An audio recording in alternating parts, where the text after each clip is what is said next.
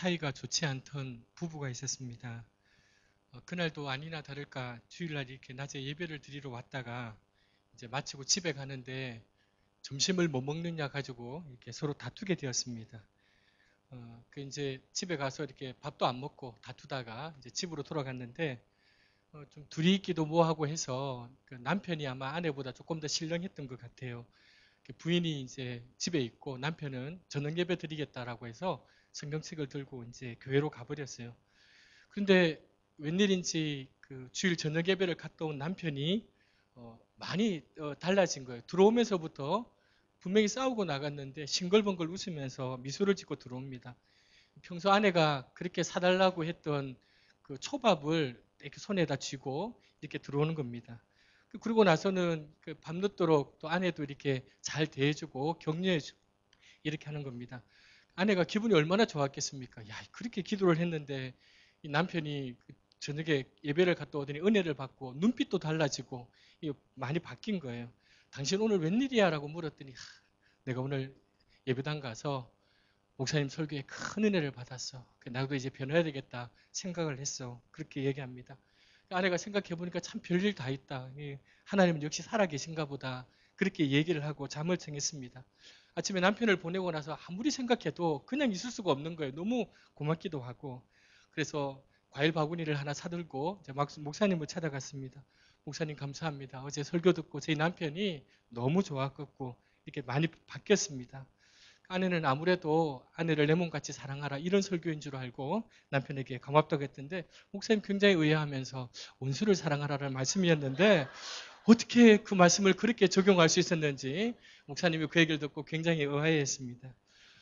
목사인 제가 어떤 설교를 하느냐도 아주 중요합니다. 그러나 그 설교를 듣는 여러분이 그 말씀을 듣고 어떻게 적용하느냐가 훨씬 더 중요합니다. 오늘 그 부족한 사람이 왔는데요. 말씀을 듣고 은혜 받고 잘 적용하는 여러분들 되셨으면 좋겠습니다. 부족한 사람을 초청해 주셔서 감사합니다. 또 우리 송 목사님, 또 우리 교육자들 환대해 주셔서 감사하고요.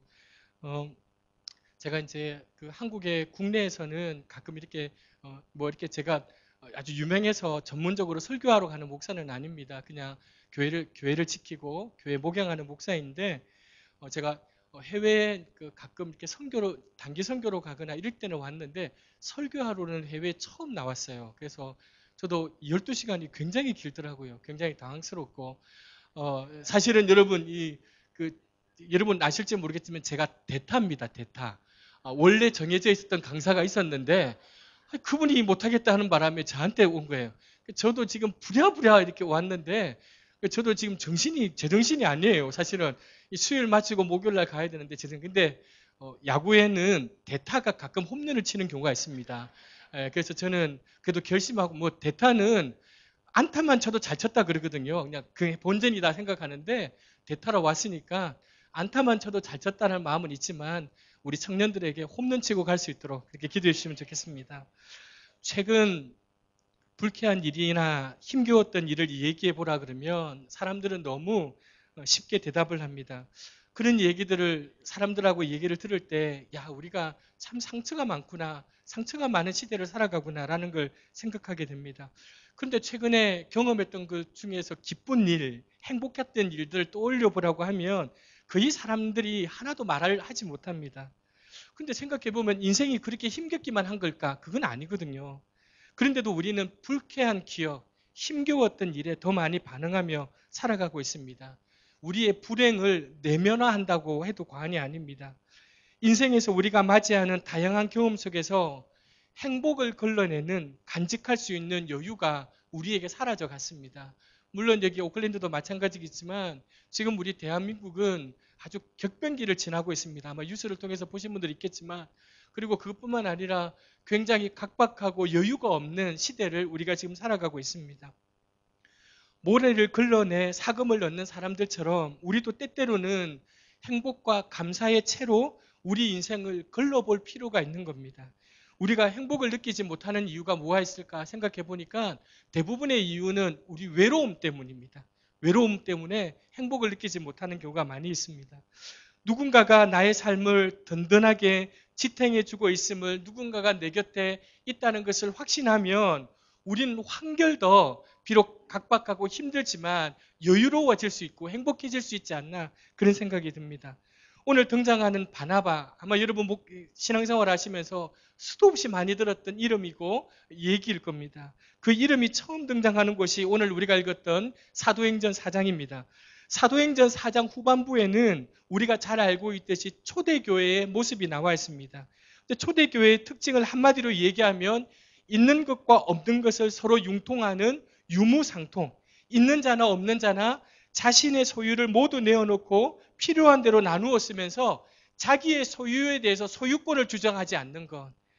여러분 얼마나 근사한 삶입니까? 그렇죠. 이게 그래서 우리가 교회들마다 기도할 때 초대교회로 회복하자 그렇게 얘기를 하지 않습니까? 정말 근사한 공동체거든요. 근데 어떻게 이런 일이 현실적으로 이런 일이 가능할 수 있을까? 그 이유를 사도행전 4장 33절은 이렇게 얘기하고 있습니다. 오늘 우리가 읽었던 말씀이지만 사도행전 4장 3절 33절을 보면 사도들이 큰 권능으로 주 예수의 부활을 증언하니 무리가 큰 은혜를 입었더라. 이유가 뭐라고요? 은혜를 입었기 때문에. 성도들이 그 초대교회 교인들이 은혜를 입었기 때문에 그 삶이 가능했다는 거예요. 여기서 사실은 여기 은혜를 입었다는 말은 사도들의 설교에 은혜를 받았다는 말이에요. 여러분 은혜를 받지 못했던들 어떻게 여러분 우리밖에 모르는 우리 인간이 그렇게 살 수 있겠냔 말이에요.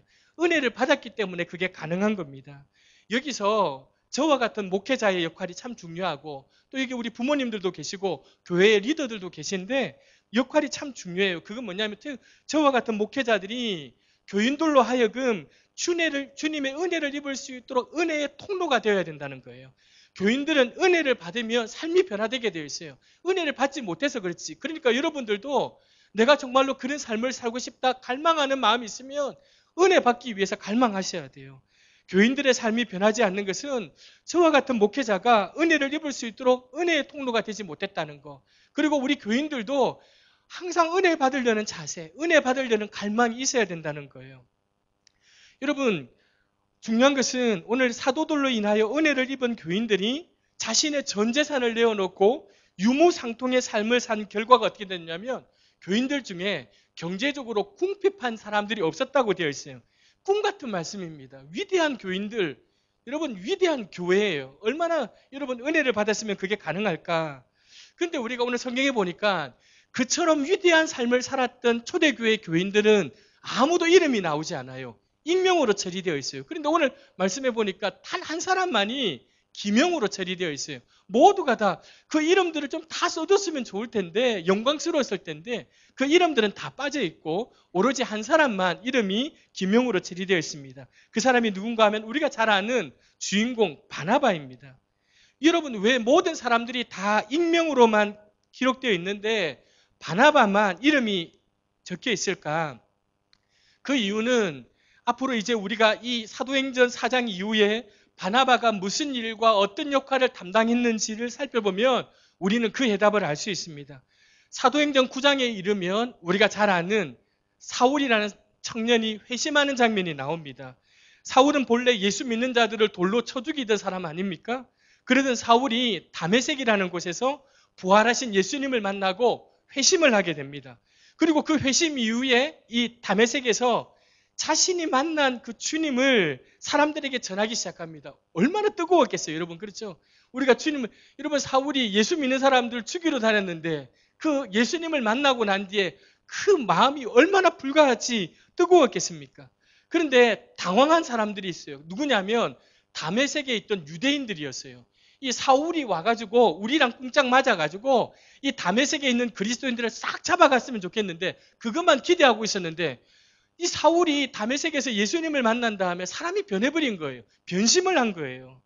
우리 한국에 요즘에 신천지가 기성을 부리고 있는데 신천지와 같은 다른 종파에 몸담았다가 빠져나와서 막 신천지의 허상을 말하고 다니는 분들이 있어요. 이런 분들이 신천지의 주로 테러의 대상이 되고 있어요. 여러분 그와 비슷한 일이에요. 여러분 이 사울이 본래는 유대교 율법학자 아닙니까? 예수님을 믿는 사람들을 핍박하고 정죄하던 사람인데 이제 여러분 사람이 변한 거예요. 그러니까 다메섹의 유대인들이 볼 때는 이 사람이 얼마나 미운 사람이에요. 얼마나 적대시했겠습니까?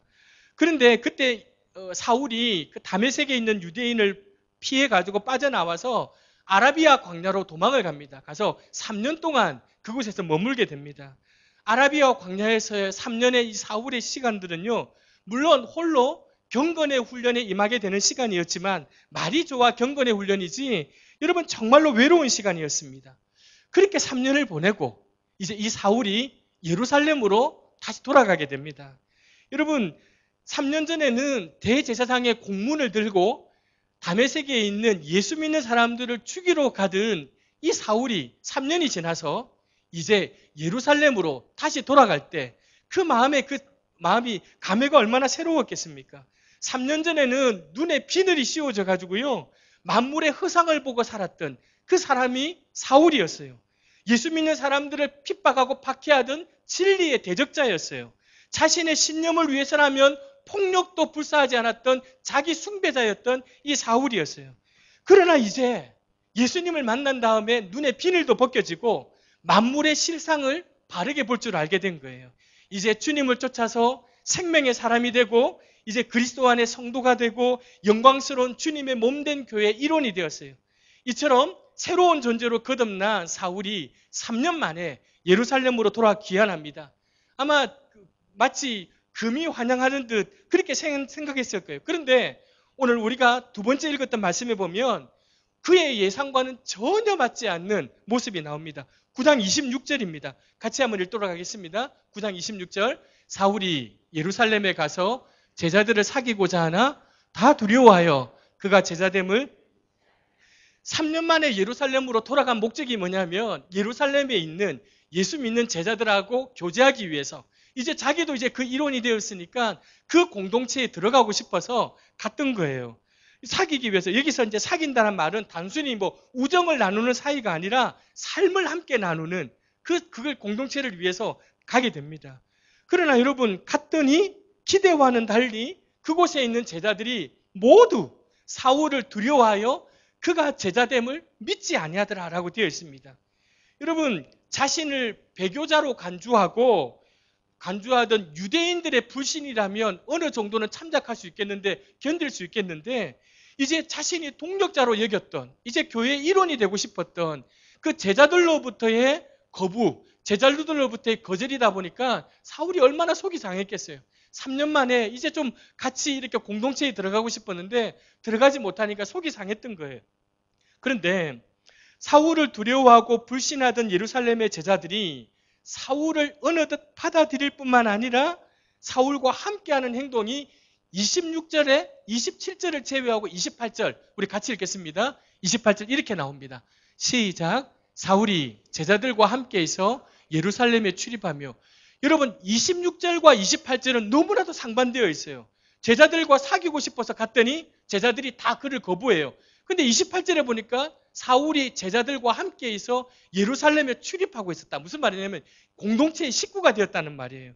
여러분 사울을 두려워하고 불신하던 제자들이 사울을 받아들였을 뿐만 아니라 그들과 더불어 동행하고 있는 거예요.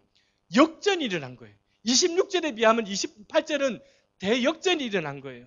도대체 사울을 믿으려 하지 않던 제자들이 도대체 그 27절에 무슨 일이 있었기 때문에 무슨 일이 있어서 그렇게 자신들을 불신하던 사울을 받아들였냐 말이에요. 바로 제자들이 사울을 불신했던 26절과 사울을 받아들여서 동행하던 28절 사이에는 27절의 마지막 단어가 전하니라라는 말하니라 전하니라 누군가 사울에 대해서 이 얘기 줬던 거예요. 27절 같이 읽겠습니다. 바나바가 데리고 사도들에게 가서 그가 길에서 어떻게 주를 보았는지와 주께서 그에게 말씀하신 일과 다메섹에서 그가 어떻게 예수의 이름으로 담대히 말했는지를 전하니라. 누가 전한 거예요? 누가 사울을 데리고 가서 제자들에게 자기가 마치 본 것처럼 다메섹에서 가까이서 본 것처럼 누가 얘기를 해준 거예요. 그 얘기를 딱 듣는 순간 여러분 누군가 예루살렘의 제자들에게 사울이 믿을 수 있는 사람이라고 보증을 해줬던 거예요. 그게 누군가니 바나바였어요. 사울에 대한 제자들의 두려움과 불신을 단번에 해소시키는 말을 누가 했느냐면 바나바가 한 거예요. 여러분 그가 사울을 직접 데리고 가서 사도들에게 간 거예요. 제자들에게. 그리고는 사도들에게 사울에게 그간에 있었던 일들을 소상하게 하나하나 설명하고 얘기해 줬던 거예요. 그리고 그 이후에 딱 그 말이 끝나자마자 예루살렘에 있는 제자들이 사울을 동력자로 받아들여서 함께 더불어 동행했다라는 본문입니다. 여러분, 이런 의미에서 사울에 대한 바나바의 역할은 정말로 큰 것이었습니다. 그렇다면 여러분, 도대체 바나바가 어떤 사람이었기 때문에 이런 일이 가능할 수 있겠냐 말이에요. 여러분, 우리가 한번 생각해 보세요. 교회 안팎에 무슨 갈등이 있어요. 교회는 어떤 공동체. 근데 여러분, 여러분이 그 사이에서 중재하려고 할 때 그 중재가 쉽습니까? 어렵습니다. 그렇죠? 양쪽이 극단적으로 싸우고 있으면요, 그 가운데 들어가서 이 사람하고 이 사람을 중재하는 게 쉬운 일이 아니에요. 제가 우리 한국에 여러분이 잘 아는 그 사랑의 교회가 지금 분쟁 중에 있거든요. 사랑의 교회뿐만 아니라 여러 교회들이 분쟁 중에 있는 교회들이 많아요. 제가 그 분쟁 중에 있는 교회들의 반대편에서 설교를 하고 그 중재를 하기 위해서 여러 번 이제 그 시도를 하고 하는데 쉽지가 않아요. 너무너무 힘든 일이에요. 근데 여러분 보세요. 누군가의 한마디 때문에 관계가 회복되는 일이 쉬운 일이 결코 아니에요. 그리고 그렇게 관계를 회복하려고 중재하는 사람이 어떤 사람이냐에 따라서 그게 되느냐 안 되느냐가 갈림길이 있는 거예요. 여러분 해보시면 알겠지만 이게 전혀 불가능하다는 거. 양쪽의 사람들이 대립하고 싸우고 있을 때 그 중재하는 일이 결코 쉽지 않다는 것을 우리가 경험하게 됩니다. 그렇다면 그렇게 불신받고 있던 사울을 모든 사람들이 마음을 열고 사울을 받아줄 때 그 역할을 감당했던 바나바가 어떤 사람이었냐, 어떤 사람이었기 때문에 이게 가능했냐. 여러분, 바나바의 말을 모든 사람들이 곧이곧대로 믿어 불신받던 사울을 동력자로 받아들인 것은 바나바가 그 이전에 누구보다도 신실하게 살았던 삶의 결과였다는 거예요. 여러분, 만약에 그렇지 않다면 누가 제자들이 바나바의 말을 들었겠냐 말이에요. 불신받던 사울을 바나바의 말을 사람들이 곧이곧대로 믿어 사울의 동력자로 받아들인 것은 바나바가 그 이전에 누구보다도 신실한 삶을 살았던 결과였던 까닭입니다.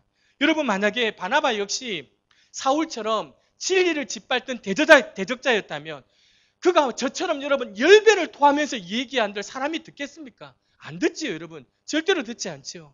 사랑하는 우리 교인 여러분, 한 인간이 지닌 말의 무게는 그의 삶과 직결되어 있어요. 진실된 삶을 사는 사람의 말이 가볍거나 거짓일 이유가 없는 거예요. 그리고 여러분, 진리와 동떨어진 사람의 말에 무게가 있거나 그 사람의 말이 듣는 사람들에게 울림을 주는 경우는 없어요, 여러분. 그건 드물어요. 여러분, 당사자 사울의 말은 모두로부터 불신을 당했지만 제3자에 불과했던 바나바의 말은 모두가 다 들어주었어요. 전폭적인 신뢰를 받았습니다.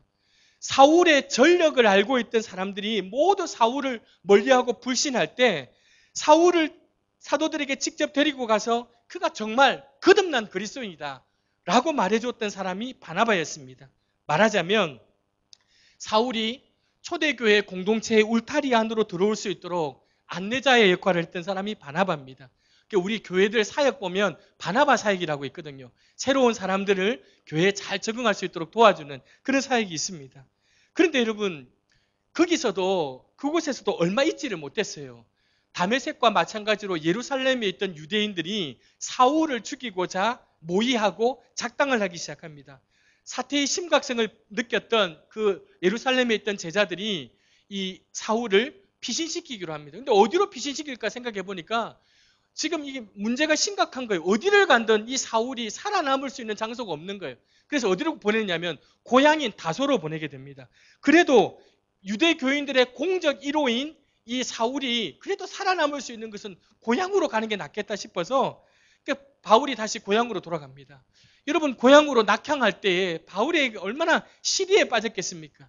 불과 같은 마음으로 내가 죽는 한이 있어도 그리스도를 위해서 복음을 전하겠다. 이 마음이 뜨거웠지 않겠습니까? 그런데 그 같은 동역자들의 그 설득을 듣고 돌아가는데 그래도 그 마음이 얼마나 아마 사울의 입장에서 보면 실패자와 다름없었을 거예요. 거기에서 기나긴 시간을 보내게 됩니다. 한두 달이면 올 줄 알았는데요.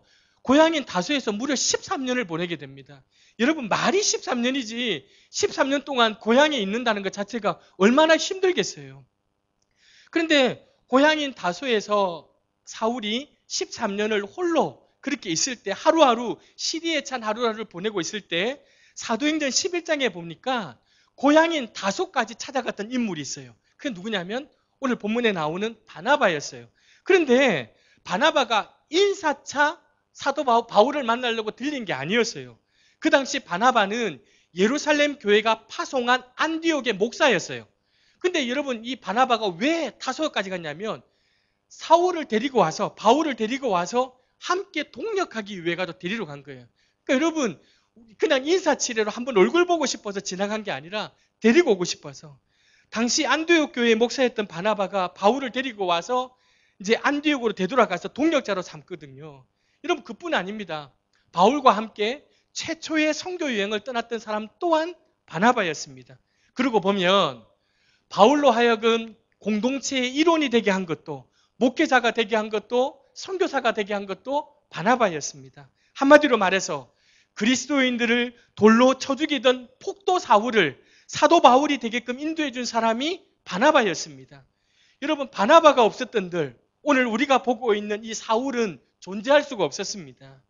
여러분, 바나바는 사울의 인생에 있어서 그것도 가장 중요한 인생의 길목길목에 하나님이 예비해 두신 은혜이고 은총이었습니다. 그렇다면 여기서 우리는 왜 오늘 4장에 유독 다른 사람의 초대교회인들의 이름들은 모두 다 익명으로 처리되어 있지만 바나바만 기명으로 처리되어 있는지 그 이유를 알 수 있습니다. 그 해답은 주님께서는 바울이 진리의 사람이기도 전에, 아니 바울이 주님을 알기도 전에, 바울이 여전히 죄 가운데 있을 때에 이미 바울을 위하여 바나바를 예비해 두셨음을 우리에게 보여주면서 바나바야말로 주님을 위한 예비였기 때문에 주님께서는 자신의 사랑하는 백성들을 위하여, 자신의 사랑하는 사람들을 위하여 그렇게 역사하시는 분임을 성경을 통해 우리에게 가르쳐주기 위하여 바나바만을 기명으로 처리해 놓은 거예요. 그래서 오늘 성경을 보니까 이 바나바라는 히브리식 이름이 위로의 아들, 더 강하게 이해하면 격려의 아들이라는 표현입니다. 실제로 여러분, 이 바울이 살아가면서 우리가 사도행전 이제 4장 이후로 쭉 보시면, 또 바울 서신에 보시면 자신이 주님을 알기도 전에 주님께서 이미 자기를 위하여 인생의 길목길목마다 이 바나바를 예비해 주셨음을 깨닫게 되거든요. 그 깨달을 때마다 여러분, 바울에게 얼마나 큰 위로와 얼마나 큰 격려가 되었겠습니까? 저는 지금 서울의 그 한 모퉁이 변방의 경기도 구리라는 지역에 아주 작은 교회를 목회하고 있습니다. 교회를 개척하기 전에는 서울의 꽤 큰 교회, 대형 교회 부목사로 있었습니다. 실수하지 않고 성실하게 나름대로 최선을 다해서 목회를 배우고 목회를 했습니다. 이제 좋은 기회들이 많이 있었지만 제가 하여튼 그때는 헷가닥한 것 같아요. 무슨 마음을 먹고 교회를 개척하려는지 교회를 개척하겠다고 그렇게 나왔어요. 그것도 교인이라고는 저희 딸 둘, 아내 저 4명이 교회를 시작을 했습니다. 너무 무모한 개척이었죠. 여러분께서 안 믿어주실지 모르겠지만 제 아내가 상당한 미인이에요. 우리 물론 송 목사님, 사모님에 비하면 그 미모는 뭐 떨어지지만 그래도 제 아내가 미인이에요. 저랑 아내랑 결혼할 때 지금은 천국에 가신 저희 장모님께서 딱 한 가지만 약속하자 그랬어요. 그게 뭐겠어요? 교회 개척하지 않는 거. 내가 다른 거는 내가 이해하는데 교회만 개척 안 하면 내가 딸을 주겠다 그러는 거예요. 아니 어쨌든지 딸을 데리고 와야 되니까 장모님, 제 사전에 개척은 없습니다. 제 사전에 교회 개척은 꿈에, 제가 목회를 그만두는 단에서도 교회는 개척하지 않겠습니다. 제가 그렇게 하고 이제 아내를 삼았거든요. 그런데 제가 이제 저희 장모님 약속을 어기게 된 거잖아요. 장모님이 저희 결혼하시고 몇 달 지나서 주무시다가 돌아가셨는데 제 마음이 너무너무 개척을 하겠다고 꿈은 있었는데 너무 미안한 거예요. 저 혼자 장모님 계신 모셔둔 낙골당에 가서 제가 기도하면서 장모님에게 그렇게 말씀을 드렸어요.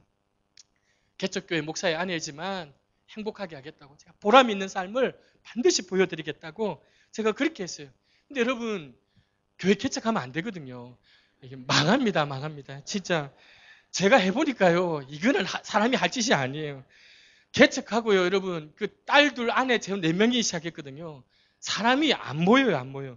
1년 동안요, 뭐, 제 전에 있던 교회가 교인이 17,000명이 넘으니까, 뭐, 가끔 이렇게 오셔서 저를 위로한답시고, 이게 자리를 채워주는 분이 있었지만, 사람이 없었어요. 그래서, 그렇게 안 했어야 되는데, 또 개척하고요. 1년 동안 혼자 새벽 기도를 했어요.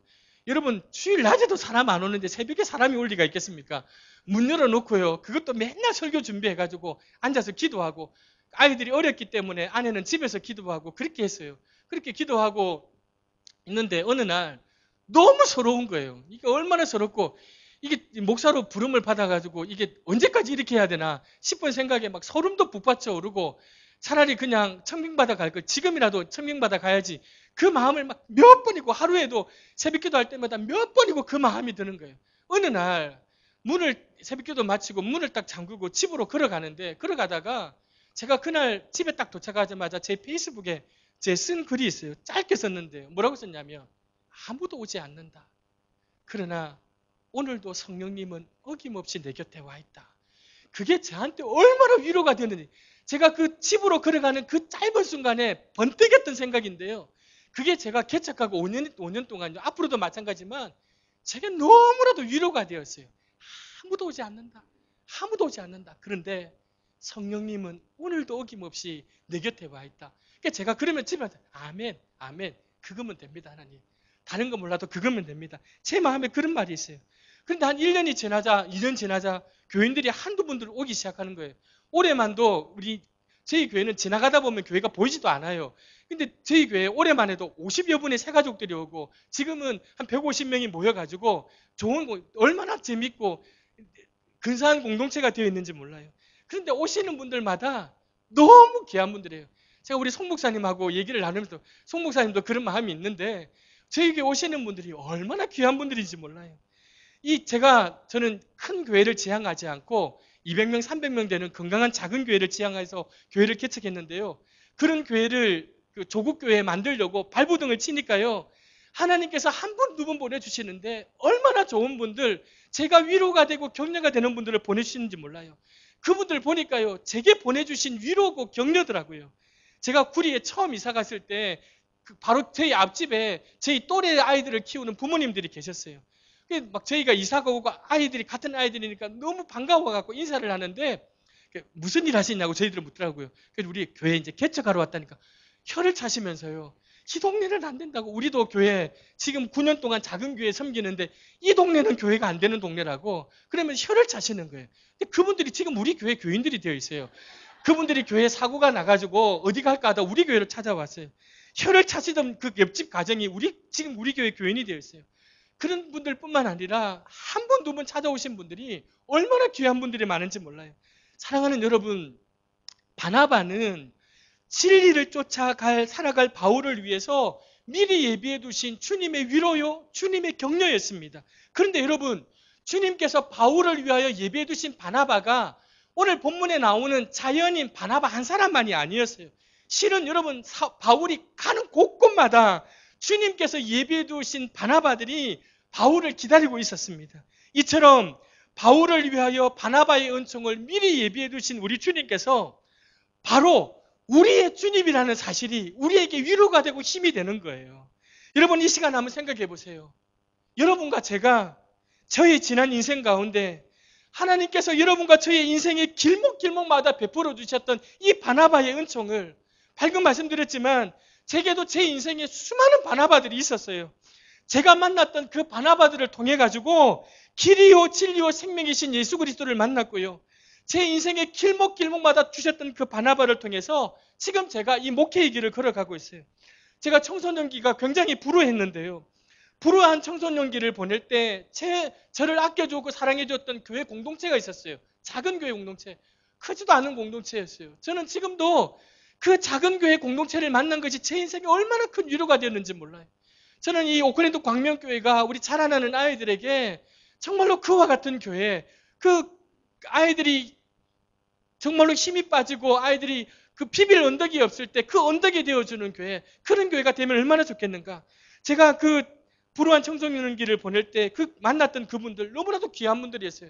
제가 부산에서 일반 대학을 다니다가 돈이 없어가지고 중퇴를 하고 이제 학비도 지원해주고 생활비 지원해준다는 꼬임에 넘어가고 신학대학을 가게 돼요. 제가 여러분 목사가 되고 싶어서 신학교를 간 게 아니고요. 공부를 좀 더 하고 싶어서 끌려갖고 신학교를 갔어요. 신학교를 갔더니 이제 단계를 밟아가니까 이제 결혼도 해야 되는 거예요. 그런데요, 제가 너무나도 제 가정이 불우했기 때문에 결혼은 꿈에도 생각 못했어요. 저는 결혼 안 하고 사는 것이 제 사명이었어요.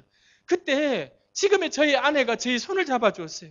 지금 모두 하늘나라에 계신 저희 장모님과 장인어른이 정말로 아무것도 없는 저를 이 인물 하나만 보고 저를 사위로 맞아주셨어요.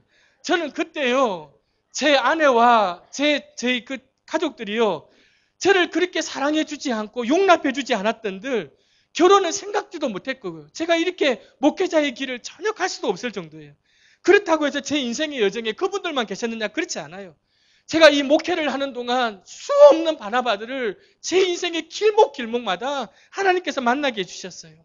그 모든 사람들, 그 모든 이들이 바로 저를 위하여 한치의 오차도 없이 예비해 두셨던 하나님의 위로와 하나님의 격려였어요. 제 인생의 중요한 길목길목마다 주님께서는 예기치 못했던 그 바나바들을 미리 예비해 두셨다가 제 인생에 잘못 갈 때마다 인생의 방향을 잡아주시곤 하셨습니다.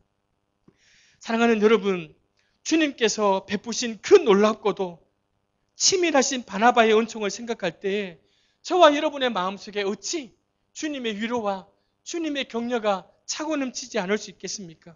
그렇다고 해서 주님의 위로와 주님의 격려만을 받고 살겠습니까? 즐기기만 해서 되겠습니까? 뒤늦게 주님께서 자신을 위하여 예배해 주셨던 이 바나바의 은총, 위로와 격려를 깨달았던 사도 바울은요, 그 후에 인생이 어떻게 바뀌는지를 우리는 사도행전을 통해서 알 수 있잖아요. 그 후에는 바로 자신이 타인을 위한, 누군가를 위한 바나바, 누군가를 위한 주님의 위로와 격려로 살았던 것을 우리는 성경에서 알 수 있습니다. 이 사도 바울은 주님께서 베푸신 그 은혜와 은총의 종착역이 되려 하지 않고 기꺼이 은혜와 은총의 통로가 되려고 살았던 인물이 우리가 아는 사도 바울 아닙니까? 바울을 만났던 루스드라의 안전뱅이가 예수의 이름으로 잃었을 때에 두아디아 성의 자주당사 루디아가 바울에 의해서 유럽의 첫 번째 세례교인이 될 때에 빌립보 감옥의 제수가 바울로 인하여 예수 그리스도 안에서 거듭난 그리스도인이 될 때에 그들에게 바울이란 바로 주님께서 예비해 두셨던 바나바였고 주님의 위로와 격려였던 사실입니다. 그들이 주님을 알지 못할 때에, 그들이 주님을 믿기도 전에, 그들이 여전히 죄악 가운데 있을 때에 주님께서는 그들을 위한 바울을 미리 예비해 두고 세워놓으셨던 거예요. 그래서 바울은 그의 발길이 닿는 곳마다 온 천지를 돌아다니면서 수많은 사람들을 위한 주님의 바나바, 주님의 위로, 주님의 격려의 삶을 위로와 격려의 도구가 되었다는 것입니다. 사랑하는 광명교회 교인 여러분, 바울이 그와 같은 삶을 살았던 원천이 어디 있느냐? 바로 그의 삶 속에 차고 넘쳤던 바나바의 은총, 주님의 위로, 주님의 격려였습니다. 우리가 옛날에 많이 불렀던 아는 찬양 레니 울프의 복음송 가운데 당신이 지쳐서 기도할 수 없고 눈물이 빗물처럼 흘러내릴 때 주님은 우리의 연약함을 아시고 사랑으로 인도하시네. 누군가 널 위해 기도하네. 내가 홀로 외로워서 마음이 무너질 때 누군가 널 위해 기도하네. 당신이 외로이 홀로 남았을 때 당신은 누구에게 위로를 넣나? 주님은 아시네. 당신의 마음을, 그대 홀로 잊지 못함을. 조용히 그대 위에 누군가 기도하네. 내가 홀로 외로워서 마음이 무너질 때 누군가 널 위해 기도하네. 나는 그가 누구인지 모르지만 그러나 주님께서는 지금도 날 위한 바나바를 예비해 두고 계셨음을 일깨워주는 너무나도 근사한 찬양 아닙니까? 사랑하는 교우 여러분, 지나온 저와 여러분의 인생을 되돌아보십시다. 오늘 여기 뉴질랜드 오클랜드에 있기까지 여러분의 인생의 길목길목마다 여러분을 도우고 이끌어 주었던 얼마나 많은 손길들이 있으셨습니까? 우리가 잊고 있어서 그렇지. 까맣게 잊고 있어서 그렇지. 그때 그곳에 그런 도움의 손길이 있으리라고는 상상치도 못했던 일들이 얼마나 자주 있었습니까? 이제 어떻습니까? 그 모든 것이 주님께서 여러분들을 위하여 미리 예비해 주셨던 바나바의 은총 아니었겠습니까? 여러분들이 주님을 알기도 전에, 여러분들이 아직 주님의 대적자일 때, 아니 그 이전부터 주님께서는 이미 그 많은 바나바들을 치밀하게 준비해 주셨음을 이제 오늘 여러분 깨닫게 되지 않으십니까? 그렇다면 여러분 무엇 때문에 절망하십니까? 그렇다면 여러분 무엇 때문에 낙심하십니까? 지금 우리가 주님을 알기도 전에, 지나온 내 인생의 여전에 그토록 숱한 바나바들을 예비해 주셨던 주님께서 왜 지금 다른 바나바들을 예비해 두고 계시지 않겠냐 말이에요. 주님을 알기도 전에도 나를 위해서 예비해 주셨던 바나바가 있었다면 이제 주님을 위해서 살겠다고 몸부림치는 이때에 왜 주님께서 우리를 위한 주님의 격려, 위로, 바나바들을 예비해 두시지 않겠냐 말이에요. 여러분 무엇 때문에 절망하고 무엇 때문에 낙심하겠습니까? 이 사실을 우리가 믿는다면 이제 우리도 주님께서 베푸신 이 은총과 은혜의 종착역이 되려고 하지 마시고 기꺼이 그 은총의 통로가 되어야 하지 않겠습니까? 기꺼이 우리도 누군가를 위한 바나바들이 되어야 하지 않겠습니까? 타인을 위한 위로와 격려의 사람들이 되어야 하지 않겠습니까? 지금 여러분 이 오클랜드 광명교회가 그러라고 여러분들을 불러주신 거라고 혹 여러분 생각하지 않으셨습니까? 여러분들을 지금 이렇게 모으신 이유가 바로 이 일들을 감당하라고 14년 전에 송 목사님 보내주셔서 이 교회를 일구어 오신 이유가 이것 때문 아니었겠습니까? 창세기 19장에 보면 우리가 잘 아는 롯과 아브라함의 얘기가 있습니다. 소돔과 고모라에 이제 유황과 불이 피처럼 소돔과 고모라에 임합니다. 우연히 일어난 게 아니라 하나님께서 그렇게 심판을 하십니다. 그런데 유독 롯의 가정만 그 심판을 면하게 되고 살게 됩니다. 그런데 하나님께서 그 소돔을 뒤집으시는데 왜 롯 가정은 하나님께서 살려주시는가? 답이 있어요. 우리 같이 읽겠습니다. 하나님이 그 지역의 성을 멸하실 때, 그 롯이 거주하는 성을 엎으실 때 하나님이 아브라함을 생각하사 누구 때문에요? 아브라함 때문에요. 아브라함이 뭐 했기 때문에? 기도했잖아요. 소돔과 고모라를 위해서 중보기도 했거든요. 아브라함의 그 기도, 하나님께서 그 아브라함의 기도를 들으시고 롯을 살려주셨다는 거예요. 여러분 롯은 몰랐어요. 갑자기 천사가 와가지고 빨리 도망가라, 빨리 피해라. 롯은 알지는 못했어요. 왜 우리만? 롯은 그 당시에 잘 몰랐어요. 왜 천사들이 강권에서 자기들을 피신하게 만드는지. 그러나 여러분 하나님께서 아브라함을 생각하셔서 롯을 구원해 주셨다고 말씀하고 있는 거예요. 여러분 오늘 이게 예배당에 저와 여러분이 앉아있지만 우리가 저 밖에 있는 사람들보다, 세상 사람들보다 더 거룩해서, 더 깨끗해서 우리가 오늘 이 자리에 앉아 있습니까? 우리가 구원받아서 이 자리에 있는 것 아니지 않습니까? 다른 사람은 몰라도 우리는 우리 자신을 알지 않습니까? 우리가 그런 사람이 아니라는 거 알지 않습니까? 하나님께서 은혜를 베풀어 주셨기 때문에 이 자리에 있는 것 아닙니까? 여러분 왜 하나님께서 은혜를 베풀어 주셨습니까? 물론 우리 하나님의 그 조건 없는 사랑 때문에, 그 은혜 때문에 우리가 여기 앉아 있죠. 또 한 가지는 누군가의 기도를 들으셔서, 저와 여러분을 위하여 기도하셨던 누군가의 기도를 들으셔서 그 누군가를 생각하셔서 우리를 구원해 주셨다는 거예요.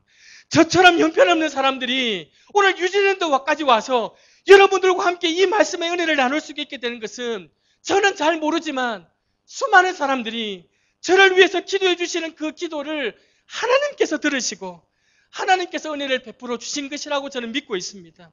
그리고 똑같이 여러분 누구인지는 모르지만 그 누군가의 기도 때문에 하나님께서 내게 은혜를 베풀어 주셨다면, 그렇다면 나도 누군가를 위해서 의롭고도 간절한 마음을 가지고 기도할 때에 나의 기도를 들으시는 하나님께서 나를 생각하셔서 우리 자식을 건져주고 누군가를 살려주시지 않겠냐 말이에요. 누군가를 반드시 건져주시지 않겠냐 말이에요. 만약 나의 기도를 통해서 내 생애에 단 한 사람의 인생이라도 새롭게 될 수만 있다면, 나의 기도를 통해서 이 사회의 한 부분의 역사가 바뀔 수만 있다면, 나의 기도를 통해서 이 오클랜드 광명교회가 부흥할 수 있다면 하나님 앞에서 우리 그리스도인이 그보다 더 보람있고 의미 있는 삶이 어디 있겠냐 말이에요. 마지막으로 이 얘기 하나 하고 마치겠습니다. 제가 오래전 아이들을 맡아서 사역을 할 때 기억나는 여자아이 하나가 있습니다. 남편하고 이혼하고 어머니 혼자 딸아이 하나를 정성스럽게 키우는데 아이가 사춘기가 되었어요. 질풍노도의식이 반항을 하는 거예요. 친구들과 엄마한테 말도 안 하고 가출을 했습니다. 이 엄마가 저에게 전화 와서 전사님, 저하고 애 좀 찾으러 가요. 애 좀 찾으러 가요. 그래서 그 엄마랑 차를 몰고 곳곳에 아이가 있을 만한 곳을 찾아다녔습니다. 근데 찾을 수가 없었어요. 아이가 한 3일 지나서 무서워가지고 이제 엄마의 이제 타진해 보려고 전화를 한 거예요. 그랬더니 이 엄마가 전화기를 잡자마자 너 인연 집에 들어오면 머리 다 뜯어버릴 거다. 내 다리 몽둥이 다 부러뜨릴 거다. 이렇게 엄마가 너무 화가 나니까 이렇게 얘기한 거예요. 이 녀석이 이제 그 전화를 끊고 얼마나 겁이 났겠어요. 집에는 가고 싶고. 제게 SOS를 쳐는 거예요. 점사님, 엄마한테 전화했더니 엄마가 이렇게 얘기하는데 좀 무서워요. 어떻게 좀 같이 가줄 수 있겠어요? 제게 그런 거예요. 그래서 제가 그 아이를 미리 만나서 그랬어요. 있잖아.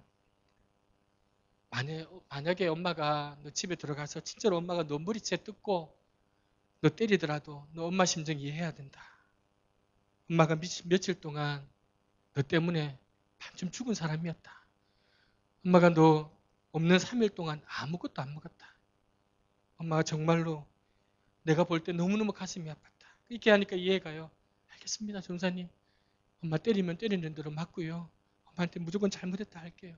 아이 손잡고 집에 아파트 2층에 있었는데 이제 2층을 엘리베이터 안 타고 계단을 올라서 올라갑니다. 저 집 앞에 보이는데 집에 문이 반쯤 열려 있는 거예요. 근데 그 반쯤 열렸는데 음식 냄새가 막 나는 거예요. 들어갔더니 엄마가 이 아이가 좋아할 만한 음식을 식탁에다가 가득 해놓은 거예요. 아이를 보자마자 엄마가 부둥켜 안고 다리 몽둥이를 불질르기는 커녕 이 아이를 부둥켜 안고 펑펑 우는 거예요. 미안하다. 아빠 없이 홀로 너 키우면서 너 힘든 거 많았지? 엄마도 너한테 잘해주려고 했는데 엄마도 너무너무 힘이 들었다. 내가 너한테 소홀했던 거 용서해다오. 이 어머니가 어린 딸을 안고 가슴을 안고 울면서 말하는 거예요. 이 딸아이도 엄마 품에 안겨서 엄마 내가 잘못했어. 엄마 내가 잘못했어. 엄마가 그동안 나한테 얼마나 잘해주었는데 아빠 없는 아이라고 그렇게 말 안 들으려고 엄마 날 얼마나 잘했는데 엄마 용서해줘.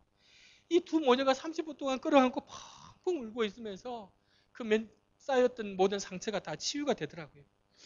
그 아이가 제가 목사 안수를 받고 몇 년 있지 않아서 연락이 온 거예요. 잊고 있다가 연락이 온 거예요. 아이가 결혼을 한다고 저보고 이제 기도를 좀 해달라고 연락이 온 거예요.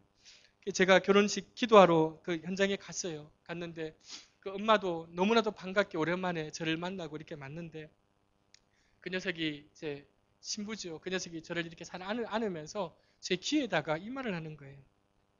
목사님, 그때 아시죠? 그때 기억나시죠? 그때 너무 감사했어요. 그때 전사님 아니었으면 저 집에 안 들어가려고 그랬어요. 그리고 그때 집에 안 들어갔더라면 다 어떻게 되었을지 몰라요. 저 한 번도 잊은 적 없어요.